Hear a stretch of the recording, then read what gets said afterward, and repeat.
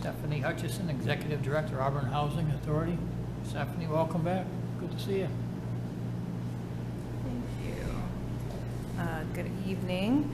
My name is Stephanie Hutchinson, and I'm the Executive Director of the Auburn Housing Authority and CEO of our not-for-profit affiliate, AHA Development Corporation. As you know, the Housing Authority has completed the redevelopment of Brogan Manor, and we're scheduled to complete the redevelopment of the final section of Malone Village next summer. The city has entered into a payment in lieu of taxes agreement for each one of these properties in the amount of $3,000 per year. The resolutions that will be before you, I believe, September 8th, address the only public housing complex still owned by the Housing Authority. It's the 50-unit Olympia Terrace complex. These units are still part of the federal public housing portfolio and are owned entirely by the Housing Authority. Per housing law, Olympia Terrace pays property taxes based on a land value assessment of $49,800, which yields approximately $2,000 total in property taxes annually. AHA Development Corporation plans to apply to New York State this fall for funding to redevelop the entire complex.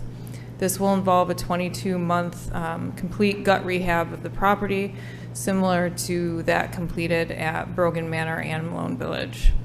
In order to qualify for funding, we must demonstrate sustainable operating costs for the post-rehab complex and show that the city is supportive of our application for funding.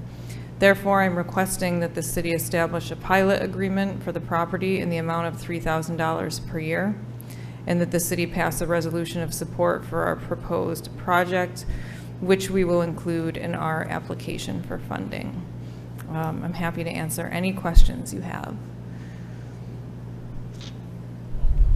Councilor Cuddy, please. I would, more of a statement than a question, and I think that the success of the Brogan Manor rehab, as well as the current rehab of Malone Village, is,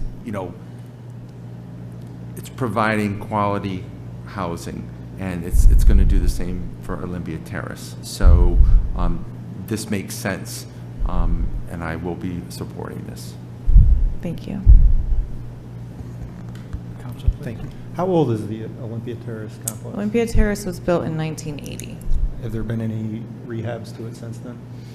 We've replaced kitchens and bathrooms once. We have replaced the roofs, so that won't be part of the upcoming project. We've replaced doors and siding, I believe. But other than that, nothing major. And the reason it has to be a gut rehab is because there's asbestos in the flooring. So we already have to do away with that or encapsulate it. But also, in order to meet the new energy standards that we need to meet in order to score enough points on the application to get the funding, basically the whole building shell has to be taken down and replaced. Thank you. Are you at full capacity over there? No. So we currently have, we've been leasing down for about a year in anticipation of doing the construction.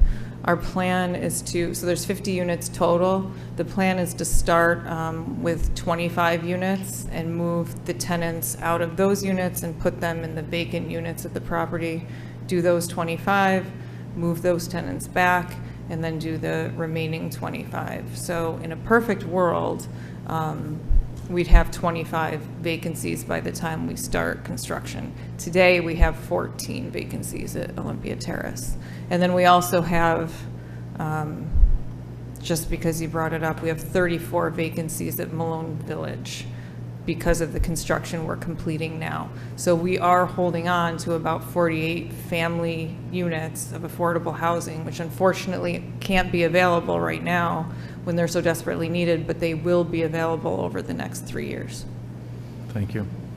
And you don't see any problem with those units being filled once they're online, correct? No. Stephanie, do we assist, are you all set? All set, Mayor. Do we assist the occupants in moving from their basic, their first apartment into the next one? How does that work? Yep, and so occupants are, if they're just going to be in temporary housing, we offer that, I mean, we've met with all of the Olympia Terrace residents so far, just to explain the process, the fact that we're applying, what could happen should we receive the funding.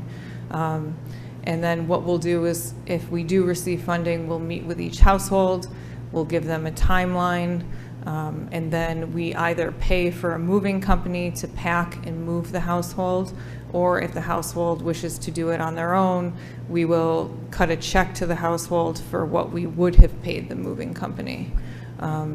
So we have to follow the Uniform Relocation Act that HUD has established. So there are many, many tenant protections.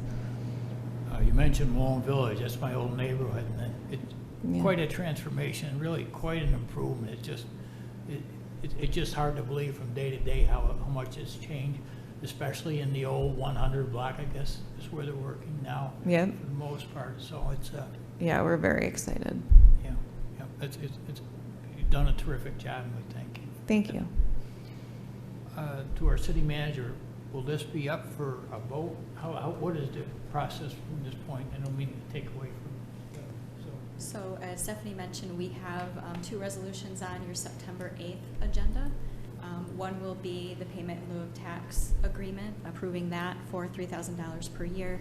And then the other is a resolution of support that Stephanie will need to include in the application for funding. So that'll be on for September 8th. What's that? so. Thank you. Thank you.